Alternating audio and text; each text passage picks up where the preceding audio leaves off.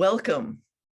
I'm Martha Rich, and I'm going to be your guide and narrator during this introduction to the Conversation Canvassing Project.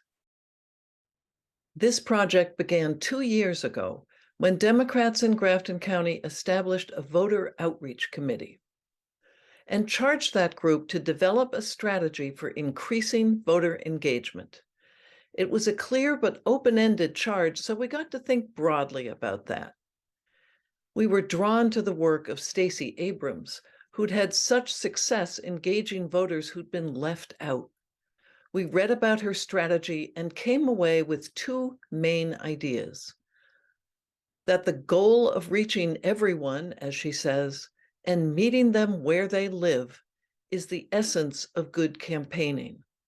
She says long-term transformation in politics demands a strategy that looks beyond a presidential cycle to a sustained architecture of engagement.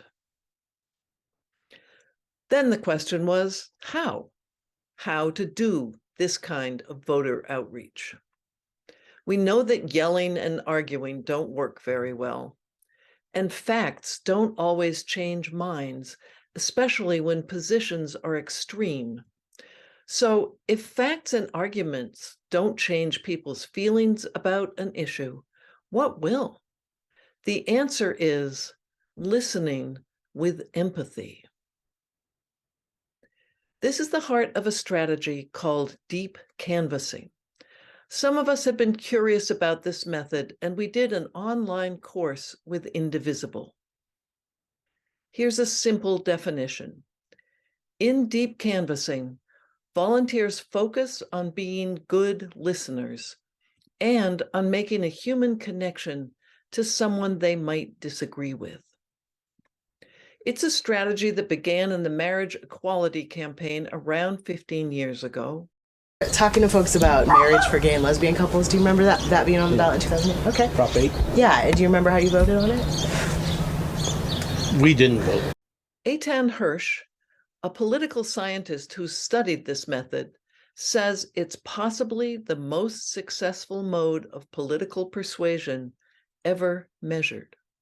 This has been proven to be the best way to reach people who aren't engaged and to change their minds and get them to vote. This shows that if you talk to your neighbor, they will get enthusiastic about voting. We did a small pilot at first, just 3 towns and about a dozen volunteers. Training was partly on Zoom, partly in person. And after learning the concepts and basic steps in conversation canvassing, participants got to try it out with some role playing. Well, so what I hear you say, grandchildren, children, and saving the planet, which I totally agree with. I have grandchildren too. And of course, what is it that we need to do with grandparents? We need to make sure that they have something to live and enjoy in. And I just think that's one more reason why when we go to town meetings, when we go to vote in any kind of election, we can put our grandchildren as the key issue that we really want to help. Because we've had good lives, and now we want the same for our grandchildren. You're so right. You're so right. But it can be hard for me to get to vote. What do you think I can do? How could I, is there a way to make it easier for me to actually vote? As a matter of fact, yes. Oh, okay. And That role-playing segment, a simulation of our experience at doors, may help show that the point is meaningful human connection. After the pilot, we were ready to expand to all regions of Grafton County in 2022. And as it turned out, we reached 6 other New Hampshire counties as well. So what did we accomplish and what did we learn? We recruited new canvassers and built their confidence as door knockers. We held training workshops for 10 groups, 77 people completed the full course. And in some places, the local group brought in more people and trained them. We estimate that 100 people engaged in conversation canvassing at some point in 2022. Responding to evaluation questions, 83% said they felt prepared to canvass. 75% said training boosted their confidence, and 58% said they were able to find common ground with people at doors. I struggled with it a lot because in the past, have not enjoyed door knocking and talking to voters. It's just, I really had to force myself to do it and often avoided it. But I knew that this year, it is such a crucial year for democracy in America. And so I said, oh my gosh, I got a canvas. Oh, I do not like to do that, but I'm gonna do it. I went through the trainings and both in person, and there was some video training. It was really great stuff. And then I just got my courage up and started knocking on doors. It was really, to my surprise, it was a really positive experience. We also found that conversation canvassing was preferred as a strategy over persuasion and get out the vote approaches. That's partly because we discovered we really loved the flexibility of this style of campaign. We set our own schedules, decided if we wanted partners or not, and conferred with each other about how to improve.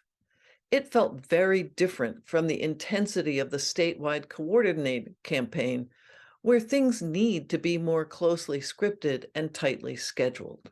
I thought I was doing okay, but when I was with someone else, well, I learned a lot from that person. And as a result, I think my conversational style, conversational canvassing, was appreciably better.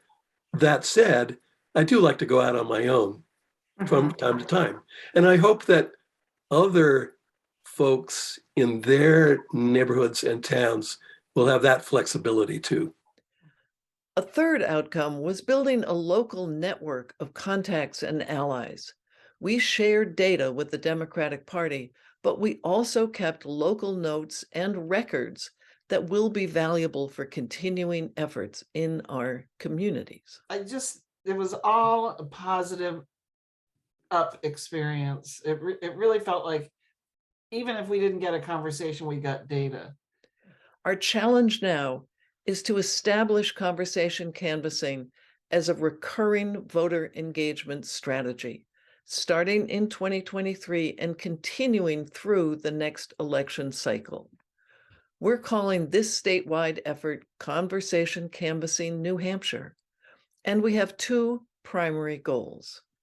As before, engaging grassroots volunteers in listening conversations, so we can develop all across New Hampshire sustainable year-round canvassing teams who share progressive values and will reach out to their neighbors.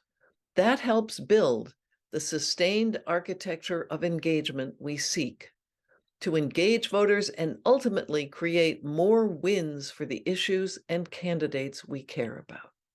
CCNH will partner with Grafton County Dems, the Ken Street Coalition, and the New Hampshire Democratic Party in this next round. We may find additional partners, and we're open to suggestions. So now to get practical, here's the way this project goes. The first step is registration. You can go to our website and sign up. When you do that as an individual, we'll connect you with a group in your area. If you're already part of a group, your team leader can register the entire team and then distribute the website password to everyone. Then you're ready for the training itself. We've streamlined it a lot since we began. And here's how it works now. You start with videos you'll find on the website. You can watch these on your own time at your own pace, or you can get together with others and watch together on Zoom. We're providing discussion questions on the website if you'd like to use them. There are 10 short episodes, 10 to 20 minutes long, and total viewing time is about 2.5 hours. You can binge it in a day or take a few weeks. When your town's group has viewed all the videos, we'll bring you together for a workshop with members of CCNH as facilitators. This will be an interactive session on Zoom, 1 hour long. At the workshop, we'll address the questions you have so far and do some role playing to give you practice. Participants have found this very helpful. The final step is to go out and do your canvassing. It can be on your schedule. We recommend waiting for the end of mud season, especially in very rural areas, or it can be even later, summer or fall. When and how often will be a local decision.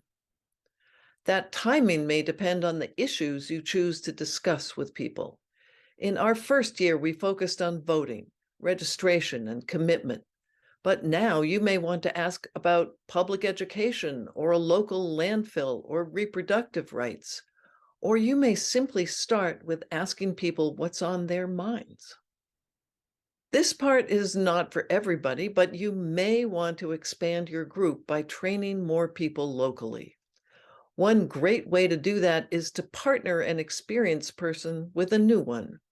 Our website can be a resource for this, but hands-on practice will really help. In this time, as norms of civility break down and extreme polarization threatens our nation, we know that talking respectfully with neighbors is a commitment to democracy itself. In that spirit, Conversation Canvassing New Hampshire will help you gain the skills, support, and confidence to go to doors. Please join us.